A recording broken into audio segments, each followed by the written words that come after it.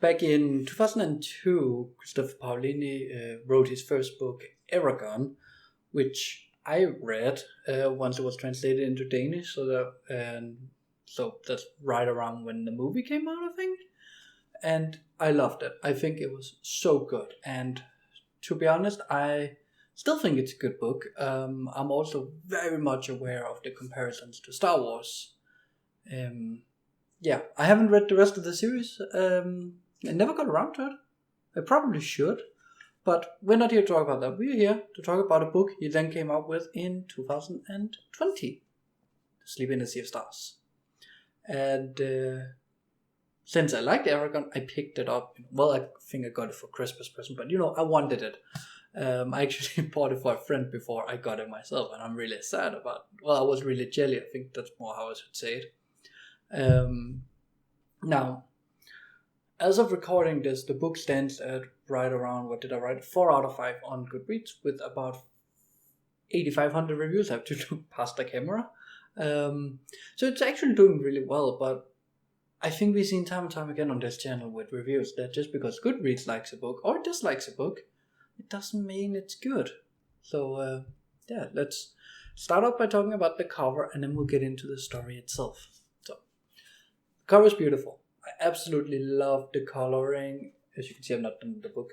I love the colors. I love the motif of Kira Navares floating in the sky. I love the detail of the fractal pattern, because there's a huge theme in the book is like space and fractals and stuff like that. It's a very scientific book, very mathematically inspired book. There's not a lot of math in it, although we will get to it, but there are some PTSD if you're an engineer. A thing I dislike, well, 2 things I dislike about the book. One is this cover up here, and what I learned is if you scratch it enough, ruining your cover, you can actually get rid of it. And the way I learned it was this. It was supposed to all be this beautiful blue, actually the same as this one, kind of a lighter version of this. And it looked beautiful, but bringing it back and to and from work every day, horrible. I hated it. So yeah, I don't know. But let's get to section 1. I like this book. It's a very, very fun book. Well, not fun me, but it's entertaining.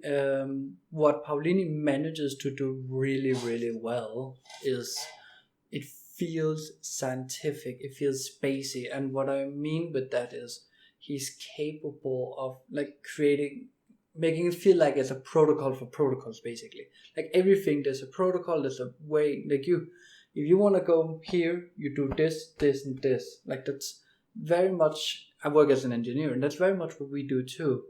We make sure that everything is step by step, and that we can trace back. So every time we make a change, we can go back and be like, oh, this is what we did, and that's when we did it, and everything has a traceability.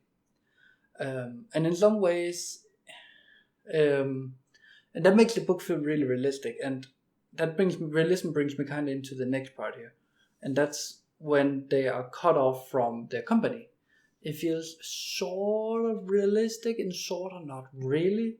I could imagine a military, like the American military, probably also the Danish, would withhold information from the company, like what actually happened. But the company would most likely know that they were, in custody. So they'll be getting just enough so they know that there is a reason why the people are held. And it doesn't feel like that's what happens. It feels like the UMC is just holding the people. Now, about holding, this book gives a very heavy mixture of alien and symbiote Spider-Man vibes. And what I mean is that throughout the read of the first part here, and only the first part's 100 something pages. 200 pages I think it is. Let's take a look quickly. It's right here in there. There we go. Part 1 starts page 13 and ends at 141. So yeah, about 100 pages, roughly. What I really like about it, it gives this alien symbiote vibe, because there's an underlying, not a horror, but more suspense feeling, like on the unknown way, suspense.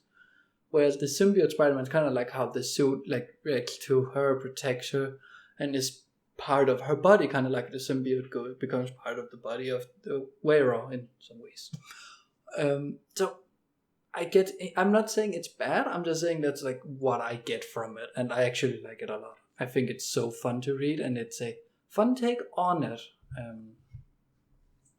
And also when we learn about the suit and all that, that's kind of when we realize that's when we get to my favorite part of the book section. That's what I want to say, because my favorite part of the book is when Kira, well, there's 2 times. It's when Kira is I guess they're kind of at the same time, actually. Yeah, they kind of are at the same time. Well, right after each other. So the first part I really like is when she's talking to Zeta. What did I write that she was? I didn't write her like she's the corporal or something like that. Like she's military. And I love their talk because you can clearly feel like they both know how fucked they are. But on the other hand, they're also like, we don't like each other very much. And the band, I don't know if I want to call it bander, but the dialogue is super good. The second part is when she's alone. It was surprisingly good, like 4 pages. It didn't overstay its welcome. I would probably like it to be longer, but I can also see it getting really boring quickly. So I think Pauline hit a nice stop, but the loneliness she feels, spot on. I think it hit perfectly well, and I'm so excited for the next section. So let's get right to section 2. It's always interesting to me when you can write a book where not much happens and yet it's not boring. Like this section starts out with 70 pages of not that much action, and I'm not bored at all. I'm super engaged, and almost from the beginning the crew on the Wolfish left me wanting more, and I just want them to be part of the entire book. And yeah. Now, talking about action, the fight against the jellies, it was fine, to be honest. It wasn't anything particular. I'm not saying it was boring, because it wasn't. It kept me engaged, but it wasn't blowing me out of this world. And it didn't need to, because we just needed something to break up so that all these slow scenes wasn't too slow, if that makes sense. Yeah. But what it did allow us to was learn more about Softblade, as apparently the suit Xeno is called, and I'm all for it. And the more we learn, the more I feel like it's just totally inspired by the symbiote Spider-Man, and I'm all for it. I think it's so great. I think it's interesting. I think it's fun, and I don't think it's a rip-off. Even if Pauline were actually inspired by symbiote Spider-Man, I don't think he's ripping it off. I think he's making it enough of his own so that it's fine. Now, something that I found funny is leave it to the humans to create a horrible name for the aliens, in this case jellies. It's just horrible, and I can totally see that we would do that. And something we do learn about them is that they think we attacked first, and that's odd, because they attacked us first, us as in the humans. So what's really going on here? I don't know. I think it's interesting. I think it's cool, and it kind of adds more to this space opera that the book actually is. And talking about what the book is, it's not a lot of action. It's way more, here are these cool aliens, this cool space stuff, let's explore it. And that's perfect. That's all I want for my space opera. I just want to explore space, and I want cool technology. Something I want to talk about, and I need to look at the screen for this because I want to be sure I get this correctly. So there's a quote: "We fall down and we get back up. It's what we do." And it's a quote by Nielsen to Navarez. The entire scene where Navarez is wallowing in self-pity and Nielsen comes in and tells her to get her shit together. It's that one quote about how like you should get your shit together is so good. Like, it's just, we get down, we just need to get up again. We don't have a choice right now. It's so good. I think it's perfect. And what I really, really like about it, right? And it's gonna be the simplest thing in the world for some of you. Pauline doesn't say that it was like a pick-me-up sentence. He doesn't describe how it helped Kira feel better. She just feels better. I've been reading a lot of YA lately, for good or bad. And it makes things like this seem way better than they probably are, but in a YA, I can nearly guarantee you we were going to be told that, oh, that made her feel so much better, and then we're going to get, like, in the next 10 pages, 15 references to that. And I'm glad we don't get it here. Yeah. Something that then is surprisingly interesting is I guess it's the ending of the section, is the dream, the two dreams that we get, that Narvaez has. I can't decide if I want to call it Narvaez or Kira. I called it Narvaez in all my notes. I'm going to call it Narvaez. And the two dreams were like, I'm not going to go too much in depth what they showed, but to me, you can, at least I couldn't help wonder what they mean. I think the first dream is probably like an allegory for the hierarchy of the world, and that it's more, we reach a point now that it's more intelligence and problem solving that's like the driving factor on how, like, who's on top in the food chain. Whereas I think the second one is an allegory for Genesis, more either Genesis or potential, and both of them makes perfect sense to me, because we see this huge light and everything's described like how things are created. And I think the way it referenced to Genesis is because the soft blade's creators are probably, like, in some capacity bigger than we would think, and even the soft blade is probably bigger than what we would imagine. But it also probably is an allegory for the potential of creating new, of the potential of Narvaez trying to save the universe. She's probably gonna be the savior in some ways, and she's gonna recreate, she's gonna unleash the potential in some way, or her own potential even. So that's what I think. Let's move on in the book and get to section 3. I don't know why I shut you, but I'm keeping it, and I'm keeping this. Alright, so let's talk about the third section here. And in the third section, I would have loved for Pauline to explore the planet of Nidus a bit more. I think we got not enough information about what is actually going on and how this ancient civilization that vanished, I think they were called, how their world worked. And I think that was insane. However, we did get a giant action scene, and it was okay. I think something that could have been done better were I think they called the Guardians or something like that. It was not particularly well done, mainly because they just seemed too overpowered, and we didn't get any explanation for what was going on. We just got we shot with a laser and it curved around, which is fine. We've seen insane technology in this world, and it doesn't seem out of place, but we always got an explanation, but now we don't. And I can tell you, they don't show up the rest of the book other than just a few mentionings, and that's like to have some more knowledge.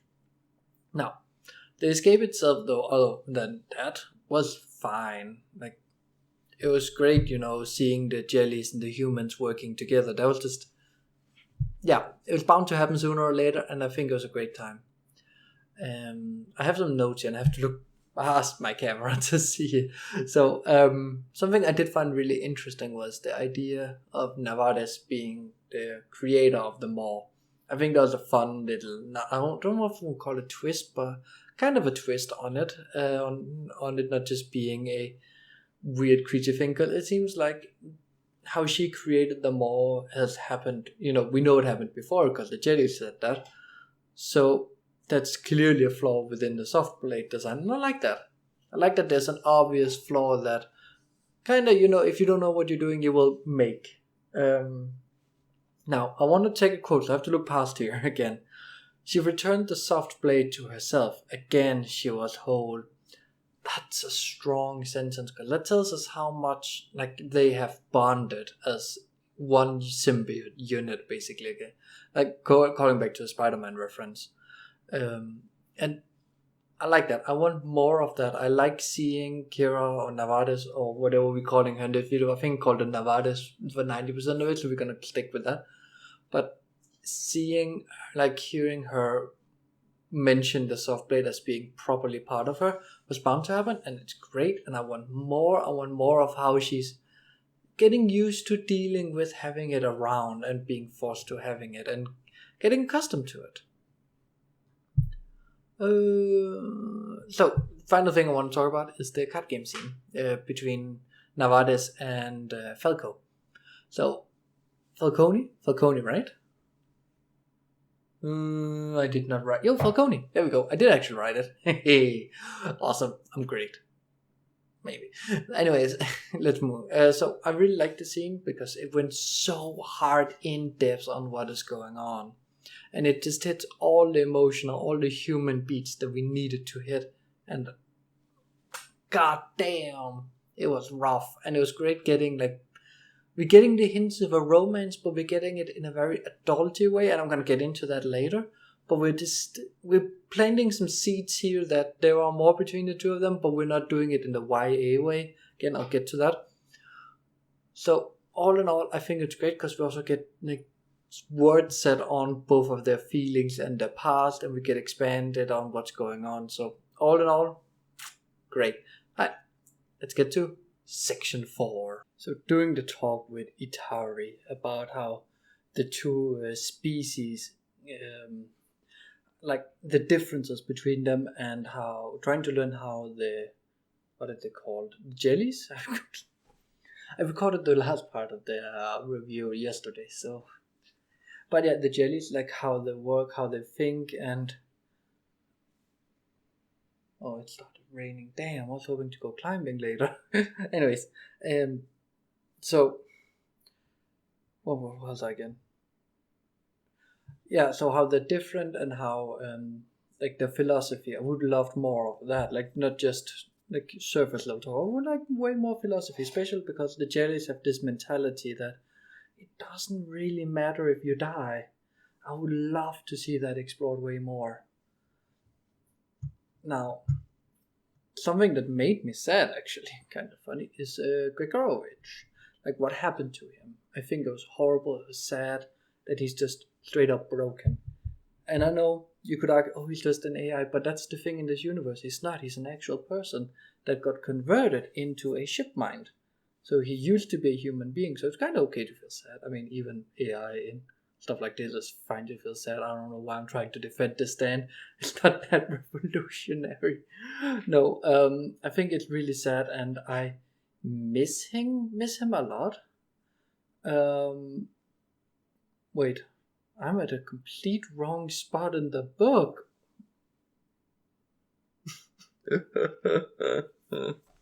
This is going horrible, but I'm keeping it because it's funny. Alright, let's try again. The past of Gregorovich is horrible. Now I can't stop laughing. The past Gregorovich had going, which is super sad. Discussing the idea of, is it better to just die than be lonely? That speaks volume for how lonely, how sad he was. And kind of still is, and explains a lot of his weirdness and his way of being. And it will come back a lot because he cares about people. And it's funny because we can take it directly to the real world, because loneliness is a huge problem in this world. And at least in Denmark, there's getting more and more focus on people being lonely, but we need more awareness. And I think books like, try and get it. Books like To Sleep in a Sea of Stars is very much needed. It's great representation for what can happen for people once they once they go from the loneliness to having friends. We know Gregorovich have had friends, of course, but that's not the important part. The important part is you suddenly feel like you need to protect them for every world, and you feel they're gonna leave you at any moment. And I think this book handles that very maturely and in a great and just in a meaningful way. Now, let's get to some action.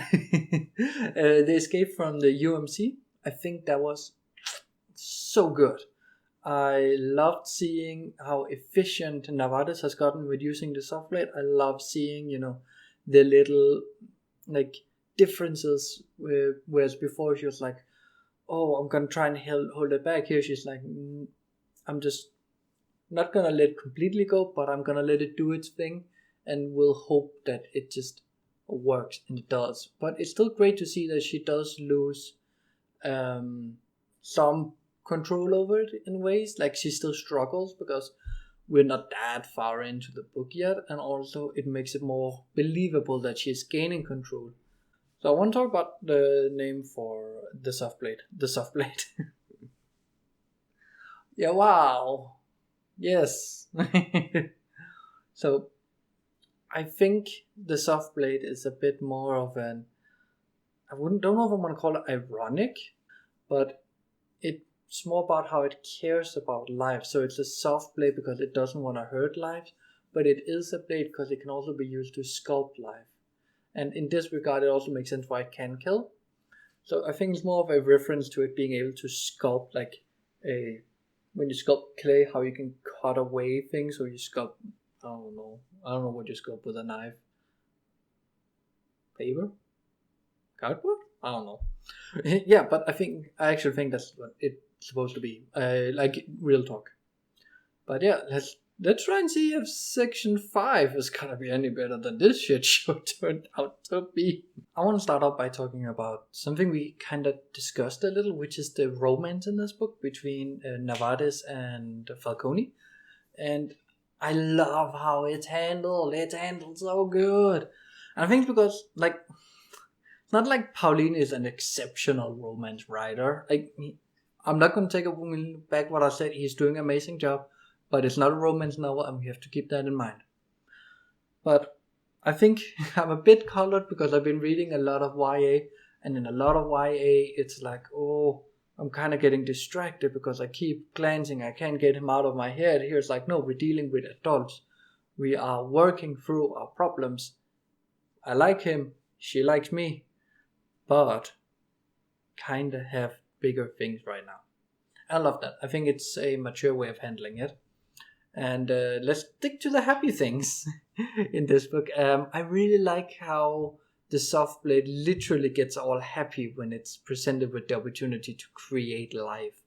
And it adds some character. And it adds back to what I talked about with the sculpting life.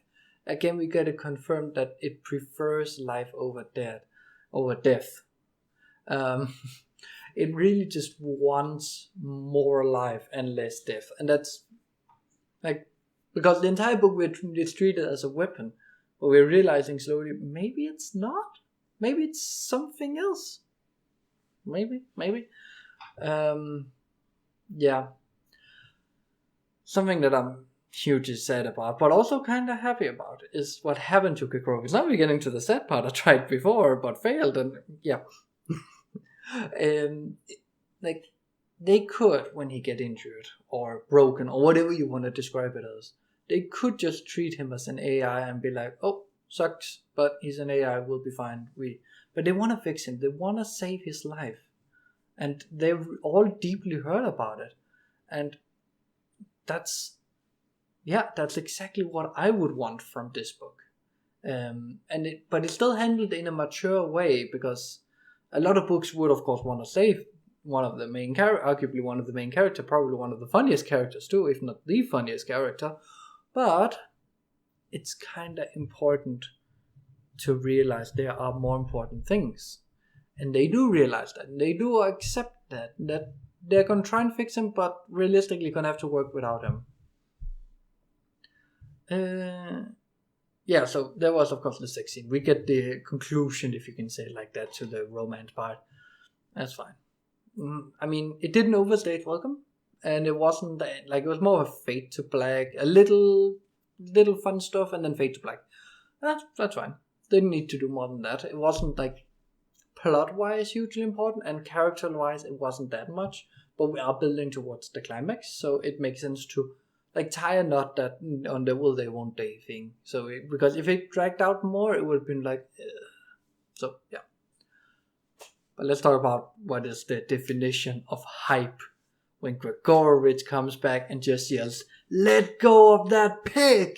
I love it. That was oof. I was sitting in the train reading that, and I nearly burst out laughing. Oh, I was giggling, I was smiling. Oh, that was hype for the fight scene. And just the entire way he just went in and took direct control of the situation. It's just, and in the most Gregorovich situation, because he's still doing banter, he's still calling them his meat bags, my meat bags. He's still, it's just It's so good, you don't get it. You have to read that part. Oh, all right, let's calm down a bit, because something that's funny is that we get a new name for the soft blade.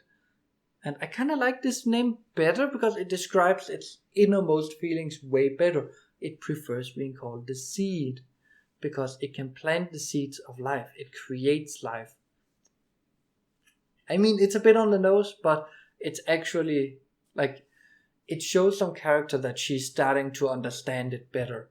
Probably the reason why it called itself the soft blade is because you kind of want to have her understand that you can kill, you are a weapon, but you're trying to, and you can protect her, you will protect her, but you also want to tell her in an indirect way, please don't.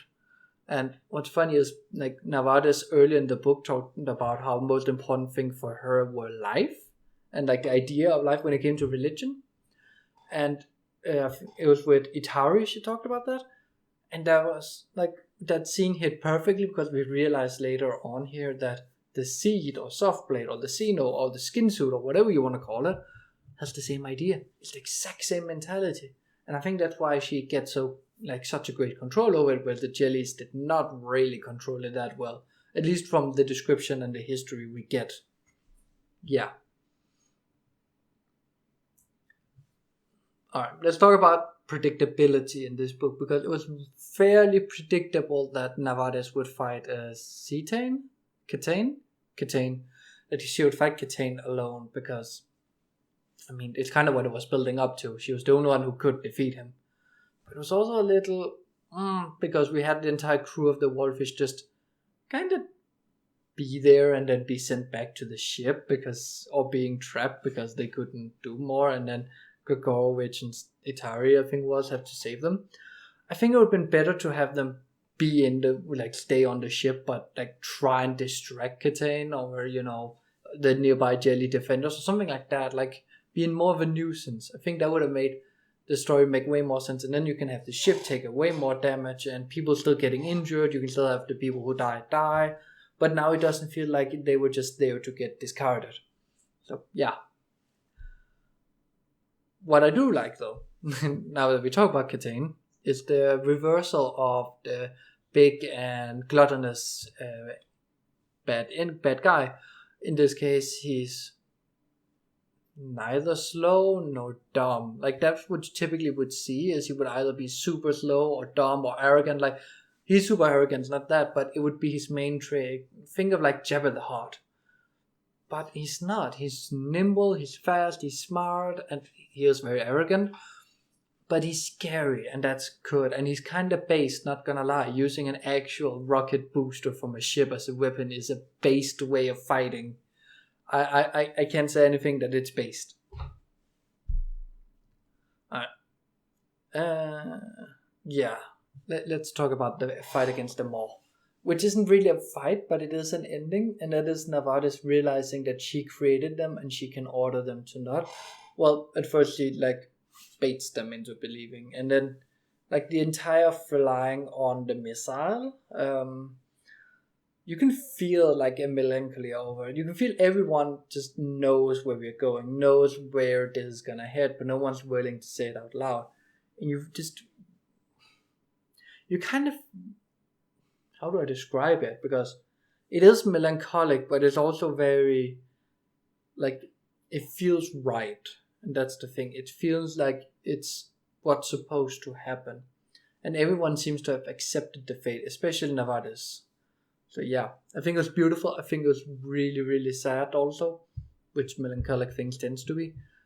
But yeah, I loved it. I'm not gonna spoil more about what actually happened, but I love the entire beginning of it, like the entire discussion of being and who you are you alive or are you dead, that Navarre is going through. I think it's beautifully written, it's emotional, and it's like, it was a very unique and cool way of doing it. Like, and I love that. I think that was genuinely like one of the best sections in the book. Now, I also, something else I did like was that, you know, she suddenly is like 4 personalities in one. Well, free and the seed. And then she kind of goes into this state of we, like, kind of like the entropists, I want to say they were. The very scientific guys who caused everyone prisoners, because they were also a hive mind. And kind of the same idea here. And I want to, actually, now that we got mentioned those, I want to talk about them calling everybody prisoner. So they call everybody prisoner because of the lack of knowledge of the universe, and they don't see the bigger picture like they do, because they are hive minds, so they get way harder philosophy going. And when they call Navades a prisoner after she reincarnated, she goes, "No, I'm not," because she knows more than them. And she's no longer a prisoner of the universe. She knows the past, she knows all the scientific stuff. And she's like reincarnated to being something beyond human, basically. But not a god. Not a god. Yeah. But let's talk about probably my least favorite thing in the book, and it's nearly the ending of it. And that's the prison or gift giving scenes. I get the idea. I honestly don't think it was that good. It felt more like a D&D quest reward. You saved the city. The almighty, like, pre-religious leader, the Pope, basically gives some insane presents, and you're like, if you could do this from the beginning, why didn't you solve it? I know she did actually solve it, but I was back to it. It felt off. It felt kind of weird. So I don't know. I get the idea, but I didn't feel like it fitted in. The only one that actually made sense to me were the Gregorovich one, because she talked about wanting a physical body to move around in, and she said, I can create an automaton in any size, shape, and form you want, and then you can have a body. And he actually goes, thinking about it, I don't want that. I want to stay on the ship because here's where my friends and my family is, and I want to stick with them. I want to be part of this thing that's bigger than me. Perfect. So good. Now, let's talk about the sequel setup. Because it is not bait, because there's actually comics. Okay, it is kind of a sequel bait, but you kind of need to set it up, because Pauline is planning on doing one more book at least. So, kind of need to set it up. And that's this 7 more split thingy, and it's fine. Like, that's about it. I think 7 is a bit too much. I think 1 would have been fine, and then because so much time has passed and it's gone so far away, maybe it's gotten even stronger or whatever. But I think 7, it's just gonna, at least I'm gonna fear it's gonna be 7 underwhelming enemies, and I don't want that. And also, it just leaves the question, like, how many times can the suit split? And does it get weaker every time? Or how does the seed work? I know that's like, we need things to add for the sequel, but still, I think 1 would have been fine. It would still keep the question, like, how many times can it split? But it wouldn't feel like, oh, it can split infinitely. Because that's kind of the feeling you get now. So, yeah. Yeah. So let's talk about the addendum part. Well, I called it the addendum. I think the book also called the addendum, actually. So all the like post-story stuff, like the explanation for faster than light travel. I read it all. I'm not going to review all of it, because for most people it's not going to be fun, and it's half of it is just a bunch of like, what does this word mean, like a dictionary almost. But what I do like is like the explanation for how faster than light travel is possible. And what's funny is, and I'm gonna probably see if I can find it on the internet somewhere, because this graph in the book explaining like the asymptote of faster than light travel and slower than light travel, I'm pretty sure I had worked with that specific graph or something like that one when I did special relativity. So that's kind of funny. Also because the argument that he makes, I mean, at the end of the day, it's fake science, so he could also just go with rule of cool. But I think it was fun that he tried to explain it. It did end up in the end of the explanation being a little too much. Well, the Markov drive saved it. Like, oh, this flaw. Well, the Markov drive is fine. It's gonna fix it all. It's kind of eh. But then again, thinking about it, how much didn't special relativity and the other one, and I really don't remember, like it's also relativity, like the Einstein's theory of relativity, like how much don't they solve? And It's basically the same thing here. It's the next Einstein basically. But yeah, I rambled enough about physics and stuff like that. Let's get to the conclusion of this book review. That is a sci-fi book, but not a physics book. Maybe we'll review my old physics book. No, that's actually not. It's bad. It's horrible. Let's get to the conclusion. Should we read this book? Yes, absolutely, 100%. Can't even discuss it. It's beautifully written. It has some very emotional beats going on. Like, it hits nearly every time Pauline just hits what he's going for. And you can definitely tell that the original Eragon, which I still believe is a good book, was written when he was 16, and now he's so much mature, and he's definitely been working on his craft. And yeah, I honestly think that is amazing. I think he wrote an amazing book. This might actually be my favorite sci-fi book ever. Like, what would I had before actually looking at it? I'm looking at all of my bookshelves. There's not all of them. There's more over there, but I'm not gonna pan the camera because those have close drying. Honestly, it would be that one or The Risen Empire, I think. Probably. But yeah, this is by far the best sci-fi book in my opinion. It is so good, it's so funny, and the funny parts are funny, the serious parts are serious, but everything, like, it's not hardcore sad, hardcore funny, hardcore serious. Like, they definitely blend, and they blend in a nice way. It does stumble at times. I think its greatest stumble is at the ending, and especially with the setup and with the gift giving. Then of course there's the cover thingy here. Definitely a blunder, but I'm not gonna put that on Pauline. That's definitely on. Is it Ace Books? Tor Books. Oh, like, made that mistake. But yeah, otherwise I think beautiful book, funny book, definitely worth a read, and I'm definitely gonna get the sequel at some point and read that and review it here on the channel. And next time I don't have the book with me, but I think it's called The Mole. There'll be a picture of it here. And leave a like and a comment and subscribe, and let me know what you think of this book, and like, let's get discussion going.